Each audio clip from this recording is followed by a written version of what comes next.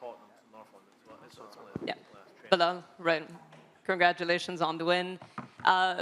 All the weight, the hate, the doubt. Tell me what's going through your mind right now. I told you so. I'm just, for me, like I said, the people that I have around me, my team, my coaches, we believed in us. I don't need the world to believe in me. I don't need anybody to believe in me. We don't need applause. We know how good we are. We know what we're capable of doing. And now we're the world champions. All of Palestine was watching. Obviously, it's a very difficult time right now. How much pressure did that put on you? It wasn't pressure. It was, for me, I just wanted, like, it just showed me how, like, really this fight wasn't important. It wasn't that big because they're fighting for their lives. They're dying every single day. I woke up today and you're seeing people dying. And it's telling you how small the sport is, how small this fight is. So when I sit there and I stress out about it, it's like, it's just a fight. It's 25 minutes. But I'm still going to go see my family after this. I'm still going to go eat what I want to eat after this. They're starving over there. They're dying over there. So for me, if I give them some sort of attention, if I give them a smile on their face for getting this win, if I can make them not think about what hell they're going through in those 25 minutes, in this 10 minutes, then I did something right. I did my job. If I get somebody to, bring more attention to them, want to learn more about what's happening over there, it's just about educating. And I'm just hoping that I could use this platform, use my voice, use this title to bring more attention there. And inshallah, one day, Palestine will be free. And when I spoke to you before, you had predicted domination, which a lot of people criticized. For the large part, this was pretty dominant, minus the round that he had your back. Were you surprised with his offensive grappling? No, like I said, I think I'm the best fighter in the world. I know I'm the best fighter in the world. I just had to prove it, and I had to show you guys.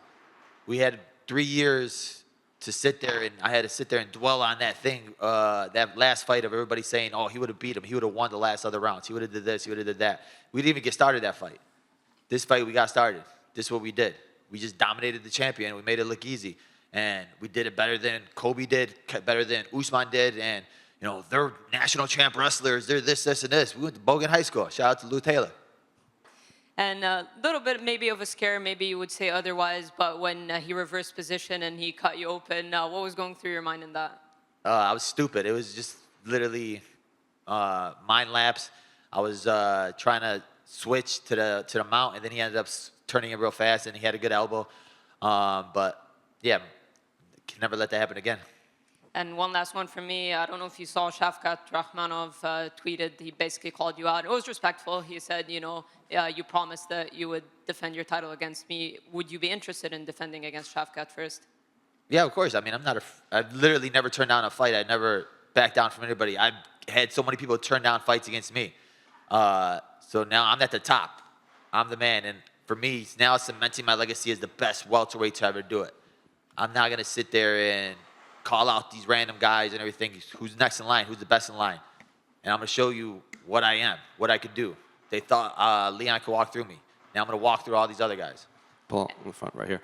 Kind of going off of that, what do you want your reign to look like? Do you want just to fill up the rubies? Do you want to be double champ? What do you want your title reign to look like? I want to be considered the best welterweight to ever do it.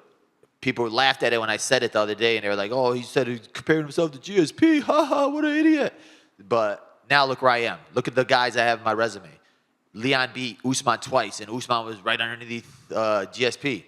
I beat Wonderboy, Gilbert Burns, Luque, Damian Maia. All these guys are huge names. People are going to keep disrespecting me, but we just keep winning. Did you say anything to Leon after the fight? Because he gave you credit at the end because, he had a good game plan and everything. Did you guys speak at all? I know there was a lot of issues between you two leading up to this. No, I mean, you always get respect after a fight, going through a battle, right? For me, it was just, it took me 3 years to get that taste out of my mouth. 3 years to finally get this fight back. And I had to deal with all the haters and all the trolls and everybody saying that he would have beat me, he would have did this, he would have did that. But now there's nothing else for them to say. In your mind, what would it take for you to leapfrog GSP? Just pass his title defense record? Is it finishes? What else do you have to do? I think beating this next generation of guys, right? You have Shavkat, you have Ian Garry, you have the JDM. So there's these young up-and-comers that everybody's saying are killers. They're probably still saying these guys are going to kill me next, right? So if I go out there and I walk through all these guys, and then I beat the old generation, there's really, I just want to be the guy that did everything that you said I couldn't do. And then if we go up, if, what's his name, Dricus still has the title, he beats, what's his face, Adesanya, and, you know, he was trying to talk tough to me, I'll go smack him around, try to get 2 belts. You were a little critical of Chicago sports at Media Day, and now you have your title. What's your message to the people in Chicago? We got a real champion now, right? Let's get this parade going. Just imagine on the Chicago Bulls. Let's get one of those big victory parades. What was it like, you know, giving the title to your coach, Lewis Taylor? You know, you said it would have been really important, that you wanted to give it to him right away. Honestly, it was amazing because we literally started this in high school together. Him, my coach, Mike Valle, like, we're a small gym. People don't know our names right now, right? People didn't believe in us. Oh, they don't have that. They don't have this. We don't even got showers at our gym. But now we got a real title at our gym, right? We got that at our gym. So just shout out to my team. They're my family, man. And, like, we don't have the 55 UFC fighters, but we have a small group of guys that are better than all these big gyms. And the last one for me on this fight specifically, obviously the jab played a major factor in this, you know, facing a southpaw. Was that the game plan coming in, or just kind of find out like right away that you could rely on this throughout the fight? Man, you heard my coach Horacio talking about I got that Canelo boxing, right? And they said, oh, you don't got boxing. Well, you saw that jab. It was smacking him the whole time. Belal, it took you down here. It took you 3 years to get that rematch with Leon. Would you be willing to do what he did and didn't do and give him a rematch straight away? Yeah, I'll give him a rematch in 3 years. Let him work his way back up. No, I think it was a dominant fight. There was really no need for a rematch, and I don't think he had that long reign of a champion where, you know, he's entitled to a rematch. For me, I came to his hometown in front of his people in enemy territory, so it was all like a layup for him, but I blocked it. And you touched on it there, coming to enemy territory. How nice was it to, well, absorb those boos, but then silence everybody? I just want to find that little kid with the red hair that gave me like the middle finger. I was like, bro, look at me now. Look at me now. He's a kid, man. Leave him alone. Bro, I was trying to give him a fist pound on the stage, and he's just like, you suck. And I didn't see that. Fair enough. Yeah, I was like, bro, what the heck? Thanks, Belal. Belal, you're now the first UFC champion from Palestine in history of UFC. How does that sound? It's surreal. It's amazing. Now, there's nobody that could ever take that away from Palestine. This flag's going to have a title next to their name. The colors are going to have a title next to their name, and those people will live in history forever with a real champion. And especially now in this time of need, we got a victory when they need it most. You've sort of teed up, or you've welcomed all challenges anyway. Obviously, Shavkat Rakhmonov is the fight that a lot of people, or the fighter that a lot of people think is next up in this division. How do you think a fight between you two plays out? I think we go into every fight differently, right? And we have a strategy for every fighter. And I think we're the best team at breaking down guys. My last 2 fights, Gilbert Burns and Sean Brady, I didn't shoot 1 takedown. This fight, I outstruck Leon and I took him down whenever I wanted to. We're going to have the same thing for Shavkat. We're going to have the same thing for Usman. We're going to have the same thing for all these guys. I don't think there's anybody in the division where I look at it and I think, dang, that's a scary fight. Belal, that belt that you've got right there, just over here, that belt that you've got right there represents everything in your career and your life that you sacrificed to get to this moment tonight. How emotional was that moment, celebrating with your team, holding that gold belt? It was like a sense of relief, right? Because I'm sitting there this whole week and I'm like, if I lose this fight, they're going to be like, oh, he sucked. They should never give him the title fight. We knew you sucked. We knew you weren't good enough. But it just like cements me as being one of the best to ever do it. It cements my name up there. Nobody could ever take that away from me, my family, my team. We got a title now. I had the gold next to my name. And I'm just going to continue beating everybody they put in front of me. You said that hatred was fueling you throughout fight week and the build-up to this fight. Did hatred fuel you tonight? Did you feel that when you're in there, or were you feeling cool, calm, and collected in there? Honestly, this was like the calmest I ever felt. We were just in the back. We were joking around, fooling around, and it's like, that's what I love about my team. We're a family. We're brothers. So we all understand that the best part about it is like we don't take it too serious. We know what the job is. We know how to get the job done, but we're not sitting there like tense, like we're all just chilling back there, having fun, listening to music, and that's the best. When I'm feeling like that, that's when I fight the best.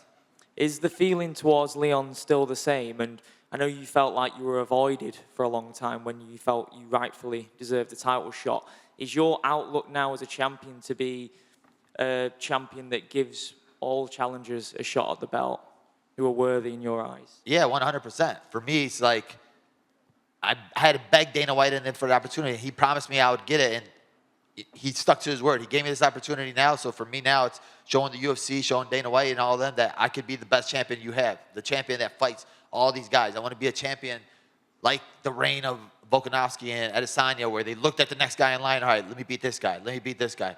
Like we never ducked anybody. We're never ducking anybody, and point them out.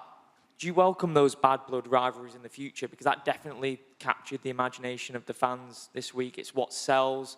Did you enjoy that back and forth verbally with Leon, or did you find it quite draining? No, I love that. Like, I'd rather have it that way. I'd rather fight that way. Just because I'm like, I like trash talking. I like going back and forth with somebody. If I dislike you, it makes me fight better. It makes me wake up and want to go that harder. He pushed me to my limits. This is the best I've ever felt, the hardest I ever worked, because I knew I had to back up the talk. I knew I couldn't just go out there and I couldn't lose this fight because of that. Because I knew they were like, oh, all that trash talking, you lost. All that trash talking, this. So for me, it was like, we got to work the hardest we ever worked. Belal, down here to your left.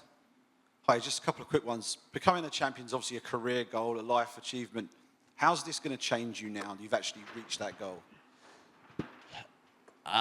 It's not going to change me. It's going to, more so, I just hope it just gives my coaches and my team the respect they deserve. Because I know I'm working with the best team and the best coaches in the world. So it's just for them getting their name out there now. They're not the loudest, right? The people really don't know who they are because they don't like to get flashy and do all this stuff. But now people are going to start wondering, what are they doing in Chicago? Wait, let's go visit. Maybe there's something going on out there that we don't know about. And we actually have a shared friend by the name of Cody Merrow. Oh.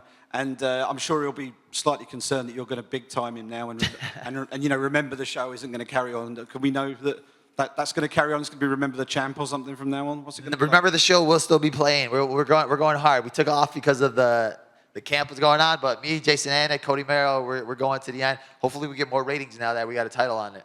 Top man. Belal, right here. Leon Edwards referred to you as a stepping stone towards his goals. He was looking past you a little bit. Did that just motivate you, hearing what he was saying on fight week? He was scoffing at you at the press conference.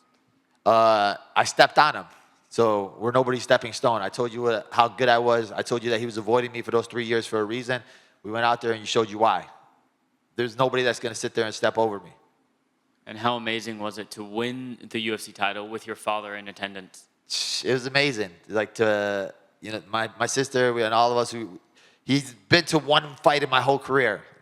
Before the UFC, everything like this is so for him to come all the way out here and watch it, it's amazing because now he can sit there and go to the gym and tell all of his friends, carry the belt over there and show off a little bit. Well, congratulations, Belal. Thank you, brother. Appreciate you. Thank you, guys.